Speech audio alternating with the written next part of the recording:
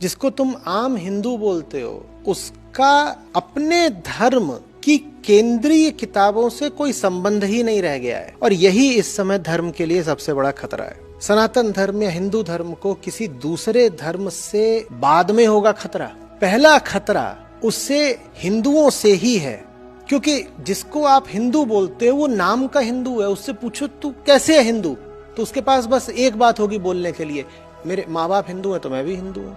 बोलो हिंदू होने का मतलब क्या है, तो बोलेगा होली दिवाली मना लेना, राखी बांध लेना, ये हिंदू होने का मतलब है। धर्म है, धर्म के पीछे दर्शन होता है, कोई बात होती है, कोई जीवन दृष्टि होती है। वो क्या है तेरी, जिसको तू हिंदू धर्म बोलता है, उसकी दृष्टि क्या है, दर्शन क्या है, तो वो नहीं बता पाएगा, उसे पता ही नहीं। अभी कहा सनातन धर्म, फिर कहा हिंदू धर्म, उसी को वैदिक धर्म भी बोलते हो। ये कौन सा वैदिक धर्म है जिसका पालन करने वालों के घरों में वेद पाए ही नहीं जाते? चलो पूरे पूरे वेद तुम नहीं पढ़ पाते या आवश्यक नहीं समझते, कोई बात नहीं, पर वेदों का जो उच्चतम दर्शन है वो जिन अत्यंत लघु और संक्षिप्त किताबों में मिलता है, उनको तो अपने घर ले आओ, उनको तो पढ़ लो। उनको पढ़े बिना, उनको जाने बिना तुम किस अधिकार से अपने आप को हिंदू बोलते हो? या बस ऐसे ही मैं हिंदू हूं, फिर तो कोई भी हिंदू है, कोई भी हो सकता है फिर हिंदू, लेकिन फिर उस शब्द का कोई अर्थ नहीं रह जाएगा, बहुत खोखला हो जाएगा। उदाहरण के लिए आप अगर कहते हो कि मैं वैज्ञानिक हूं, तो इसका मतलब आपको विज्ञान पता है। और कोई पहचान बताओ अपनी, आप कहते हो आप खिलाड़ी हो, तो इसका मतलब आपको खेलना आता है, कोई विशेष बात है जो आपको पता है। वैसे ही जब आप कहते हो मैं हिंदू हूं, तो मुझे बताओ आपको क्या पता है। और ये तो छोड़ दो कि उपनिषद नहीं पढ़े हैं आम हिंदू ने, अब तो हालत ये है कि जो पीढ़ी निकल के आ रही है, इसे रामायण महाभारत का भी कुछ पता नहीं। रामायण महाभारत का महत्व तो उपनिषदों जितना नहीं हो सकता, उनमें संस्कृति ज्यादा है, दर्शन कम है, लेकिन संस्कृति की भी अपनी कुछ महत्ता है। तो आजकल के तो छोटे बच्चे हैं, उनको रामायण महाभारत भी नहीं पता, उपनिषद कहाँ से पता होंगे? ये है सबसे बड़ा खतरा। एक पूरी धारणा ही बनती जा रही है कि इन ऊंची किताबों का धर्म में कोई खास महत्व नहीं है।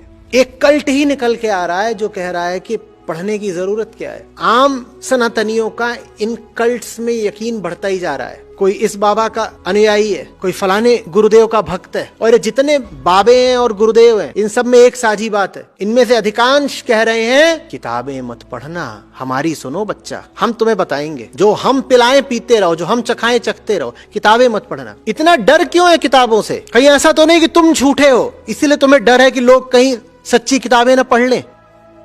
पर अनादर, गीता के प्रति अनादर, सब ग्रंथों के प्रति अनादर, और ये अनादर फैलाने में सबसे आगे हैं आजकल के जितने व्यवसायी और पेशेवर गुरु लोग हैं, क्योंकि इनका धंधा चलेगा नहीं अगर तुम्हें गीता समझ में आ गई। इतना बता देता हूं, ये सिर्फ उस दिन तक चल सकते हैं जिस दिन तक तुम कृष्ण से दूर हो। जिस दिन तुमको कृष्ण और अष्टावक्र समझ में आने लग गए, गुरु महाराज का धंधा तुरंत बंद हो जाएगा, क्योंकि तुम्हें दिख जाएगा कि गुरु महाराज एक नंबर के ठग हैं। होली दिवाली मनाने से या हिंदू नाम रख लेने से तुम हिंदू नहीं हो जाते। कुछ जानोगे, कुछ लिखोगे, कुछ पढ़ोगे।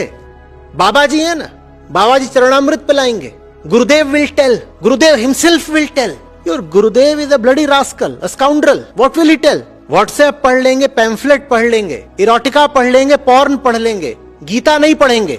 घर घर में संतों की वाणी होनी चाहिए, कबीर साखी ग्रंथ होना चाहिए, उपनिषद संग्रह होने चाहिए, श्रीमद् भगवत गीता होनी चाहिए, अष्टावक्र गीता होनी चाहिए। तुमसे कोई नहीं कह रहा है कि तुम अंधा अनुकरण करो इन ग्रंथों का, पर कम से कम पढ़ो तो सही, वरना समझाओ कि पढ़ने में तुम्हें क्या आपत्ति है। नहीं पढ़ेंगे ही नहीं।